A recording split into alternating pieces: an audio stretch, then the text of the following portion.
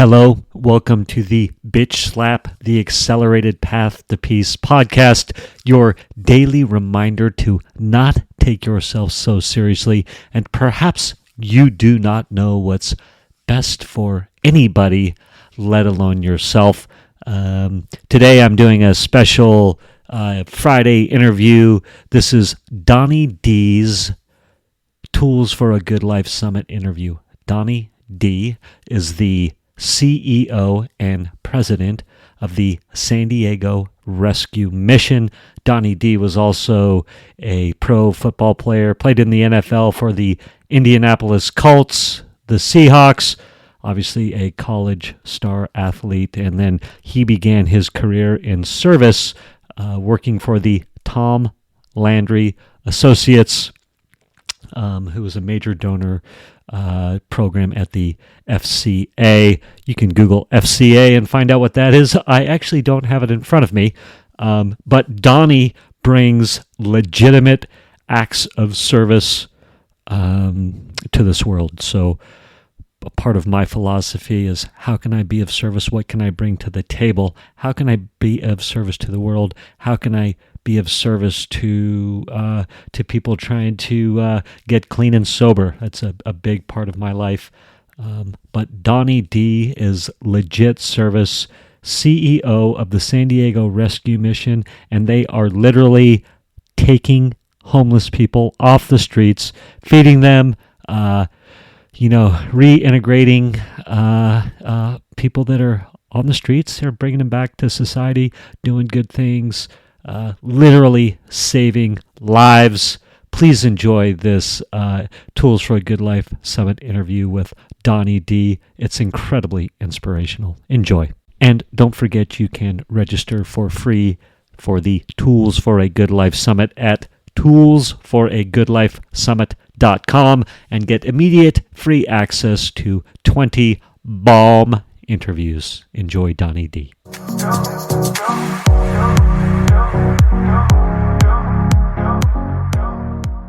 Welcome back, everybody, to the Tools for a Good Life Summit. And right now, I would like to introduce to you Donnie Dee, President and CEO of the San Diego Rescue Mission. Welcome, Donnie. Well, welcome to you. Thanks for having me. Indeed. And then before we get started here, I'm going to read your bio really quick, if that's okay. Absolutely. All right, fantastic. Donnie Dee joined the San Diego Rescue Mission as President CEO mid-July 2017. Anniversary is coming up, or you just hit it? This week, yeah. Today, right. As a matter of fact. Oh, wow. Yeah, 4 years ago today. Oh, fantastic. Growing up in Kansas City, sports have always been important to Dee. He played football and basketball for Oak Park High School and was a 4-year letterman in football at the University of Tulsa, graduating from there in 1988 with a business management degree. He was then drafted by the Indianapolis Colts and played in the NFL for 2.5 years for the Colts and Seahawks. And then quick, was that an injury or you just not go ahead? I did finish with an injury. I actually played for another team, but just never really felt right. And so, I would say it was an injury that kind of ended my career. Yeah. And was that a heavy moment? It was. I mean, you dream your whole life about playing a sport like that, and so for it to come down and you do not have a lot of control over how it ends is a little disappointing and a heavy thing to process. You play football your whole life, and then for some of us, it just comes to an abrupt ending. It takes a little while to get used to. Yeah. And I'm guessing, and we can get into this in a minute, but your faith was very not only tested, but enriched and really helped you through that time. 100%. I think you find out what's most important and what you really value. And look, at the end of the day, football's a game. Can't be the most important thing in your life, and it's a game. And why they call it a game. And so I think I was able to make the transition. Yeah, what a great lesson too, and I think what a great thing or analogy or whatever to for me. I just hear that and I'm like, yeah, how much stuff do I put attachment on where it's just money or it's just this or just that, when really, right? I think is the lesson there. Well, yeah, and it's easy. It's easy to do because you know what our priorities are end up being the things that we chase and we center our whole life around. But what happens if we have the wrong priorities? Well, then we have established a life that that isn't very deep, doesn't have a lot of substance, and those things always, you end up finding that out as time goes on. That hey, maybe this isn't as big a deal as I thought it was, and that was really my relationship with football. I mean, I went to University of Tulsa, and football was the most important thing in my life. And then I got hurt in college and realized that, look, this can give you a lot of opportunities, but it can't be the most important thing in your life because it's going to let you down eventually. Yeah, and I'm thinking too, I bet from that part of the country you grew up in, and just, I mean, that was probably your destiny to a certain extent, right? Like that's the lifestyle. Well, yeah, I think sports is a really big deal in the Midwest. Football is an enormous thing in Oklahoma, but even for me personally, my father was a professional basketball player for the Indiana Pacers, and he won an actual gold medal, which I think is one of the most difficult accomplishments in all of sports, is winning a gold medal in the 1968 Olympics playing basketball. And so, yeah, I would say it was very much my destiny. I wanted to be an athlete. I wanted to accomplish what my dad had accomplished. I wanted to make him proud. I never imagined not being an athlete, and I put that pressure on myself. Yeah. I will say too, for anybody younger back in the day, so when your father went to play basketball in the Olympics, that was amateurs. There was no Michael Jordan, no LeBron James showing up. That was strictly amateur class. These are all college guys playing against other countries, and they were the best in the world. They were the best in the world. It's changed, and now we've got pros playing against pros in the Olympics. Yeah. I think that's cool. I think I'm even more excited now to have you on the summit, because I think to have your identity in sports that much, or as a pro football player, and to have those cracks start to happen in college, and then perhaps ultimately in the NFL, that it's such a powerful testament to what we're offering, right? How do we make it through those rough parts of life when our identity is, shattered a little bit? Yeah. So anyway, let me finish up here, and thank you for indulging those questions. So here we are. Dee began his career in 1990 with the Fellowship of Christian Athletes in Colorado. Dee went on to become COO, or Chief Operating Officer, of the FCA for 5 years before relaunching the Tom Landry Associates, a major donor program at FCA. Again, the Fellowship of Christian Athletes. Dee is married to his college sweetheart, Jackie, who was also a college athlete. They have 2 grown children, Johnny, who's now 28 and about to get married, right? That's correct. Yeah, very exciting. Congratulations. And Jennifer, 25, who both played college basketball at USD and UCI, respectively. I thought quick we'd touch on again, for any of the younger people, Tom Landry, like he was the coach. He was the man in football for a few decades, perhaps.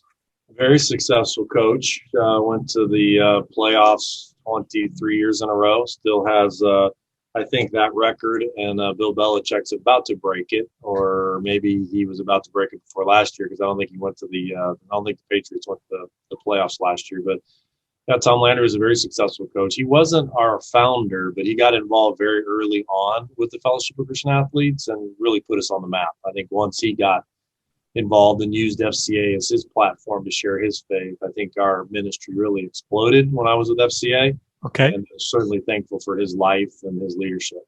Yeah, and you had a chance to interact a little bit with Tom Landry? Yeah, I did. We had an annual giving campaign that people would give $10,000 or more in a year in honor of Tom Landry, and that was used for local field ministry to work with coaches and athletes at the local level.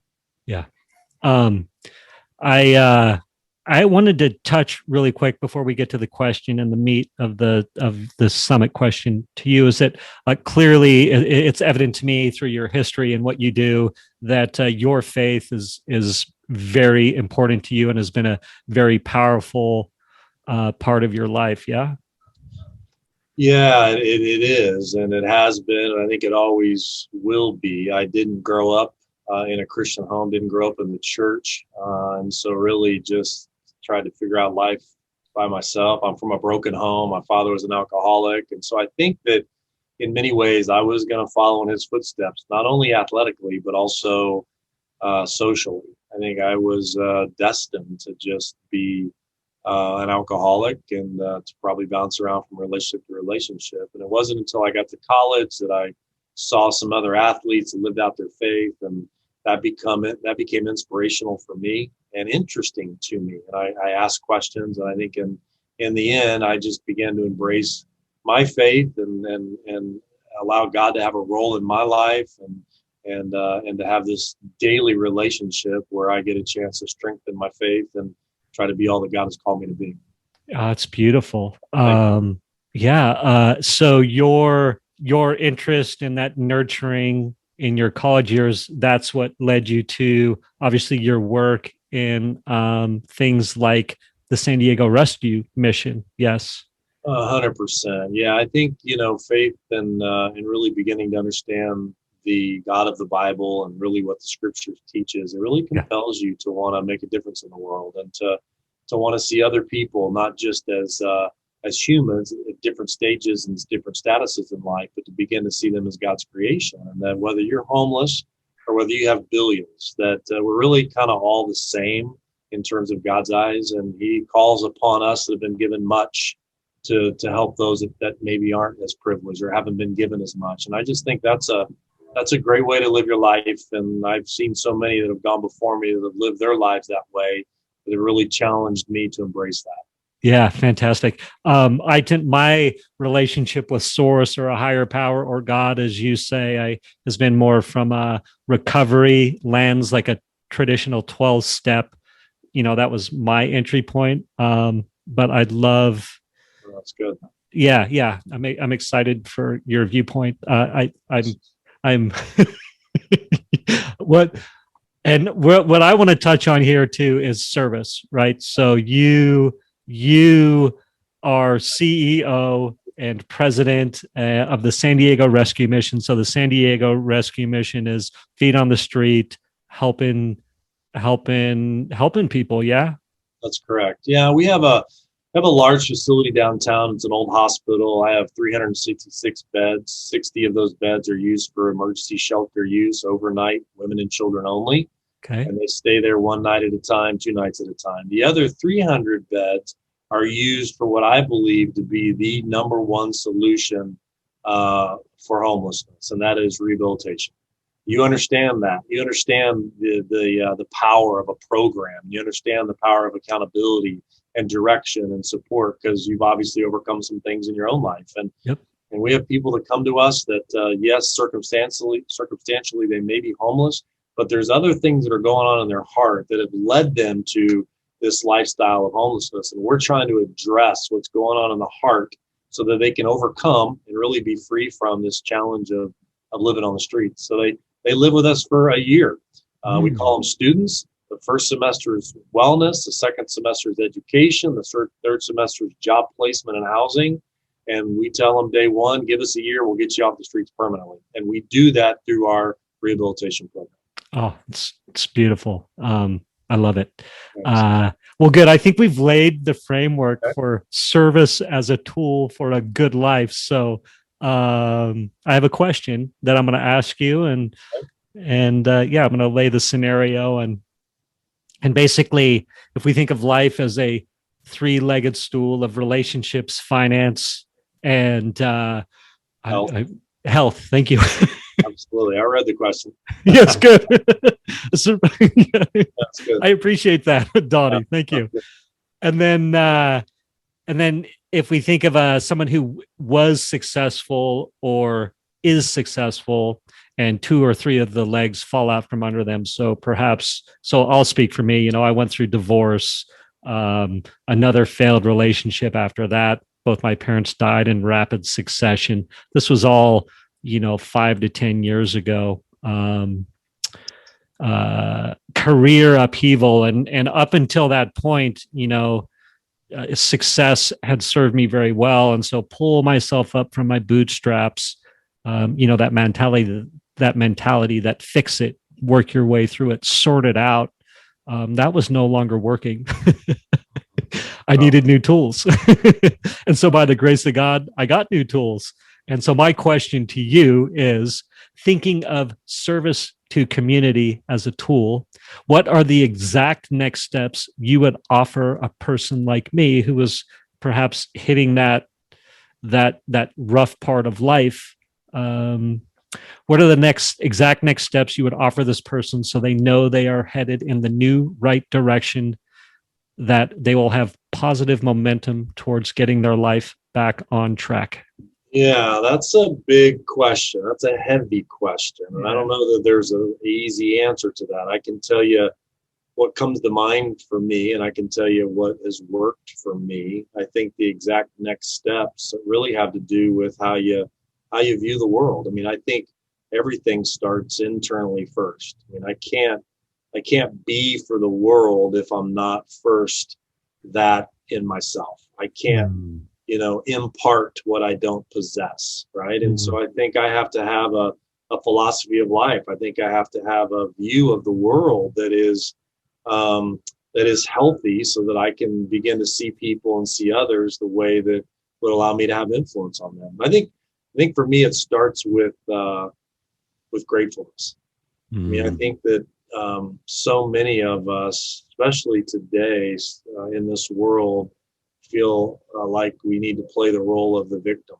And I think we're losing sight of the amazing Americans that have overcome so much, that have overcome so much to make a life of themselves. And they didn't play the victim. They played I'm going to get up every day. I'm going to do the best I can. And I'm grateful for this opportunity. And I think thankfulness and having a thankful heart really centers someone to really begin to see their circumstances and to see the world in a way that allows them to take advantage of their opportunities. I think that's the first step is, do you realize how much you have?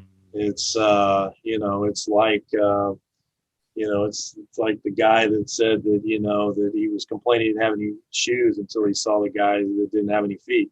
And I think, you don't have to look far, especially when you live in San Diego, to spend some time in Mexico, and you see that it's a whole different world down there. And a whole different world. Yeah. We have a lot to be thankful for. And I think it starts with that. Let me ask you a question. Do you have any sort of things that you do to bring that gratitude forefront in your day? I do. I start each day in reading and in meditation, specifically reading the Bible and in praying out my faith and just trying to center myself around the opportunities that I have for that day.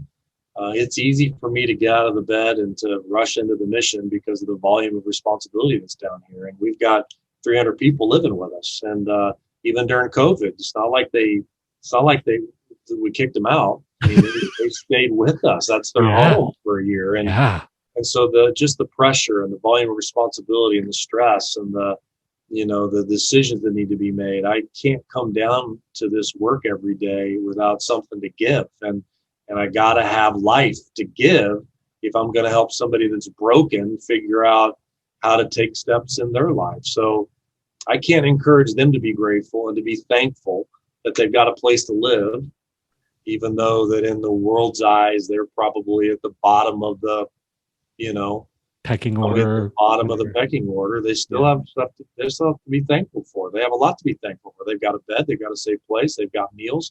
And I can't communicate that to them if I'm not coming from a position of gratefulness and thankfulness. And so, I think starting each day in just prayer and in reading and kind of centering myself around what I know to be true is one of the things I practice daily.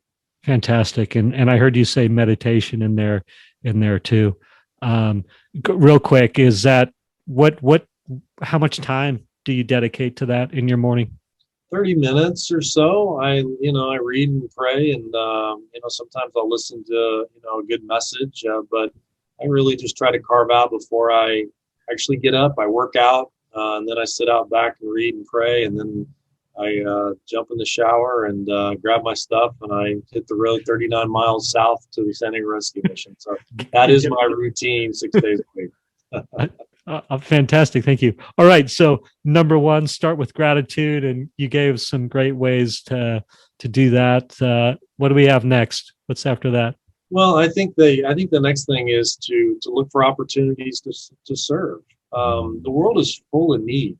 There is so much suffering in the world, and so many that are just challenged by their own circumstances that you don't have to go far. You don't even have to do anything formally or structurally. You can just look around your neighborhood and see somebody that needs a helping hand, that needs a word of encouragement, that needs somebody to come alongside of them and just put their hand on their shoulder and say it's going to be okay.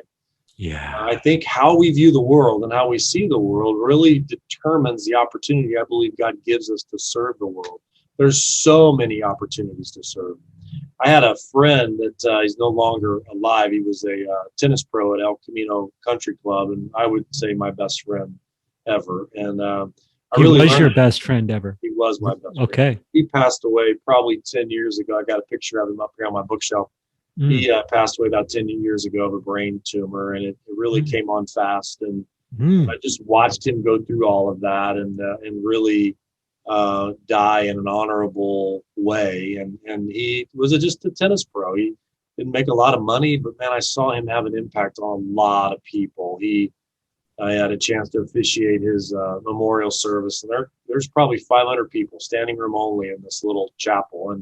But I remember he used to tell his kids, and he's about 10 years older than me, so I kind of looked up to him a little bit. And yeah, I remember he told his kids, who were a few years older than my kids, that if you're having a bad day, go be a blessing to somebody. Go find somebody and be a blessing to them. And not only will you make their day a much better day, but it'll take your eyes off of what concerns you most. And I think that's a powerful principle that is easy to implement, that can change your complete perspective and how you see your circumstances by, one, being grateful, and by, two, looking for opportunities to be a blessing to somebody else, formally or informally. I love that a lot. Service for me has been so impactful in my life to get me out of my head and all those things that you said, and to find that gratitude. And in a lot of what I do, I'm in my current state in the world, I'm trying to let go of what being of service means, right? So I have my vision, and it usually has lots of accolades, right? I want to be of service, and then the shiny, Sure. shiny objects. But Sure. So I want to ask you, easy to implement. So tell me, give me some easy to implement, both. I think you said official and unofficial. Yeah, or formally or informally. There we go. Informally. And I would say, formally, there's lots of organizations like the San Diego Rescue Mission. I mean, I had 240 volunteers down here last week that get what it means to serve the world, that get what it means to serve the community. They got things going on. They've got kids' little league games and work and church responsibilities and yard work and all kinds of stuff like the rest of us. But they come down every week, many of them, and they serve meals. They come down every week, many of them, and they help us run the mission. 240 volunteers that showed up last week. Now, some of them are regulars, and then some of them came down for their once a month service project. But I love that they're committed to this place. And I would say that's one of the ways to serve is to be consistent, is to find a place that really hits your heart, and a place that you want to make a difference, because there's lots of organizations like ours out there that need the help. We don't have enough staff to do all the things that we need to do around here. And when volunteers come down and serve, not only does it help us raise our level of leadership, but it helps those that we're serving, because now we can do it at a much higher level. I love that. I like what you said, and I'm going to frame it this way. Take the time to find some place that inspires you to be consistent, right? So go to the San Diego Rescue Mission, and if that grabs you, awesome, be consistent. But if it doesn't, perhaps look again, keep looking, right? Until you can find that thing that maybe resonates. Yeah. Yeah, and I think that we don't have to do everything, but what if all of us at this summit did something, right? And I'm sure that if you had the ability to find out all of the areas that people at this summit are involved in, we'd probably be impressed and we'd probably be in awe. But there's Yes. probably somebody that this really speaks to, and you've been feeling like you need to get involved. You've been feeling like you need to do something. And I would say, find that thing. And I'd also step back and evaluate your own story. What is it that you've been through? What is it that that you've been challenged by, either as you grew up or even later in life? And typically I have found that ends up being something that you want to give back to, because you've been given so much. I mean, like for you, I can only imagine what it's like for you to sit down with somebody that's struggling with an addiction. Yeah. And the power of that is that you know exactly what that's like. You know exactly what that means. I remember I'm the oldest of four, and my parents got divorced when I was in 8th grade, and I always resented it. It was like, I never really understood how difficult and challenging it is to be married. So I got married. So I was just a kid, and I resented it, and always wondered why it had to happen. Because it was hard on us, the kids. It was really hard on us. But it wasn't until I was 25 years old, and I took a position in Colorado working with coaches and athletes, and I met a kid whose mom asked me, "Would you meet with him? Because me and his dad are going through a divorce, and he's really struggling." And I sat down with him at Taco Bell, and that divorce that I went through as an 8th grader made sense to me, because I could speak to him in a way that I think he listened to me more than he listened to anybody else, because I could relate. And I think that's the challenge, is not only to be consistent at that thing that you feel compelled to do, but to find something that really resonates with your heart, because you've been impacted, you've changed, you've overcome. And I think that puts you in a position to really have an impact on other people that will trust you because you've been there. Yeah, that's good. That experience, bring that experience to the table, and use that as a tool to serve. Yep. Yeah, it's very powerful. How about informally? So we covered formally. Tell me some informal. Yeah, I think that some of us are more relational than others. And so, as I mentioned earlier, just, having a worldview where you see people as people, not as a hassle or as a distraction or as we've got, I remember when I was a kid, if somebody rang the doorbell, it wasn't uncommon that, growing up in a neighborhood that, we were bouncing around from house to house. Somebody rings my doorbell now, I'm like half freaked out. Right. It's like, who is it? What do they want? Am I Yes. am I about to get robbed? Why are they ringing my doorbell? We live in a world of garage door openers where we pull our car in and we get out and Yeah. walk into the house, and we don't connect with anybody. And I just don't think that's best for society. We are human beings. We're meant to connect, and I think the absolute most fulfilling way to connect is to help others. And so as we begin to see in our neighborhood, as we begin to see at our workplace, as we begin to see at the gym, as we begin to see people at our kids' practices, and as we begin to build relationships, I think you find that there's a whole world out there that's waiting to be touched and waiting to be blessed, if we'll have the eyes to see that. Yeah. I love that thought. I this is what I hear. A lot of what I hear is how powerful, when I walk out the door, a smile can be, a generous nod, an open, generous. And when I say generous, meaning I don't mean like literally having to give something to somebody, but like that. You know what I'm saying when I say Dude, we generous? all know people that when you're around them, they're life giving. They're so positive. They're so enthusiastic. They're so full of joy that's actually contagious. Yeah. And when I see that, not only do I benefit from that, but it's also a challenge to me that I want to be that kind of person. I want to be that Yeah. kind of person that when others are around me, it raises their level of Yeah. influence and leadership capacity. Yeah. And I yeah. And I hear, if the other thing I heard was, if I see somebody and I go negative, or if I get judgmental or whatever that could be, they shouldn't have crossed the street in front of me, or the gamut that can go through our brain is like literally practice to be like, wait a minute, like, can I shift how I view that person to a positive attitude? Yeah. Or from a positive set of glasses, or say it however you want. Yeah. Yeah, no, I think it goes back to that way we view the world, and we are all pretty selfish, and we all are. And I'm the most very self-centered and self-focused and self-aware, and yet, if I can begin to see the world from a standpoint of, look, it's not about me. Yeah. I need to remind myself of that daily. Just that's almost something I should rehearse in my head over and over. It's not about me. This is not about me. This is not about me, my needs, my wants, my desires. What if I began to make the world about other people? Yeah.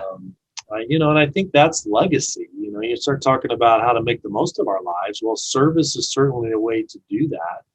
And at the end of our lives, what you have in an auditorium, like my friend that I mentioned, is a bunch of people that you've impacted. If we dare to see the world in an others focused view, if we see the world in a self-focused view, then at the end of our lives, probably not a whole lot of people are around to celebrate your legacy, right? Right. It's true. I know that now, but so why don't we do something about it? Why don't we do something different? Yeah. Yeah. Yeah. If we can dare, say that again. If we can dare to see the world. How did you say that? If we can dare to see the world, others focused instead of me focused, then really, I think, build a legacy that has an impact on lots of people's lives. Yeah, that's great. So good, Donnie. I love it. I think that's a great place to stop interview one. So if this interview with Donnie Dee was fantastic and you want to get even more content from Donnie, upgrade to the all access pass for that bonus interview. And I've got some good questions, and I know we're going to have some fun, and I'm going to give you an opportunity to be vulnerable. So I think that's always really good. Any final thoughts to share that we did not get a chance to cover, Donnie? No, just that I think we should all be mindful that life is short. And so each day is a gift. The Bible teaches that, this is the day that the Lord has made. Let us rejoice and be glad in it. And I think that, regardless of your faith orientation, I think we would all agree that life is short and goes by very quickly. And so what we do with these days really determines a successful life. And if you want another tip, I think, in terms of how to have an effective, life and to be well-rounded and to be well-balanced, like that three-legged stool, then we got to get up every day and make this day count by treating it as a gift. Yeah, that's good. That's good stuff, Donnie. Thank you so much. You can find out all about what Donnie does as president and CEO of the San Diego Rescue Mission by going to sdrescue.org. Again, sdrescue.org. There's opportunities to donate. I'm sure you would always love donations, right? Donation supported. Yeah, we've got a lot of opportunities to serve, a lot of opportunities to give, a lot of opportunities to pray. So, yeah, I would love to have any of your listeners involved in any one of those ways. All right, fantastic, Donnie. And again, everybody, click on the All Access Pass button below so you can get unlimited access to all of our interviews with Donnie and all of the bonus interviews, which Donnie and I are going to get into next. And I'm going to hit stop. And thank you so much for round one. That was beautiful. Thank you.